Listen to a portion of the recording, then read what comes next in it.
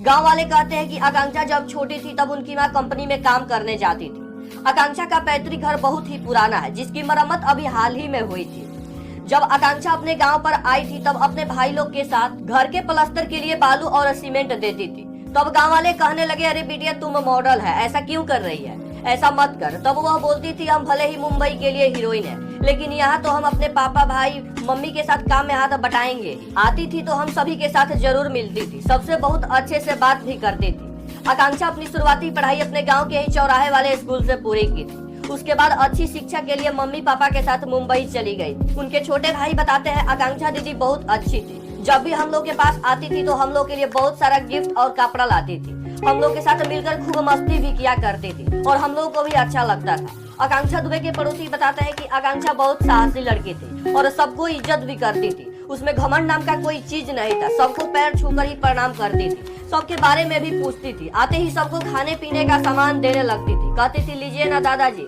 लीजिए ना चाचा जी, आप लोग के लिए बहुत सारा मिठाई लाए हैं। सबको मिठाई अपने हाथों से ही खिलाती थी। अगर उनके घर वाले बैठने के लिए टेबल और कुर्सी देने लगते थे तो वह कहा करती थी, मैं जमीन पर ही बैठूंगी, ये हमारा ही तो घर है, मैं कौन सा मेहमान बन के इस घर में आई हूँ, मैं कोई बड़ा इंसान थोड़ी ना हूँ। आकांक्षा काफी ज्यादा डाउन टू अर्थ थी। जब भी अपने गांव से मुंबई जाती थी तो सबसे कहा करती थी, अगर आप लोगों को किसी चीज की जरूरत हो तो मुझे बताना। जाने से पहले दादी चाचा दादाजी सभी लोगों को प्रणाम करके गले मिलती थी। उसके जाने पर अगर घर वाले रोने लगते तो वो भी रोने लगती थी और फिर हंसते हुए कहा करती थी, ससुराल थोड़ी न जा रही हूँ, बहुत जल्द फिर आप लोगों से मिलने आऊंगी। सबको कहकर जाती थी। मुंबई जाने के बाद उसके पास ज्यादा समय नहीं रहता था, लेकिन जब भी अपनी मम्मी से फोन करके वह बात करती थी तब सबके बारे में जरूर पूछती थी। उनके परिवार वाले उस लड़की के मेहनत और काबिलियत पर गर्व करते थे और कहा करते थे, भगवान ऐसी लड़की सबको दे। अपने मेहनत के दम पर सब कुछ हासिल की।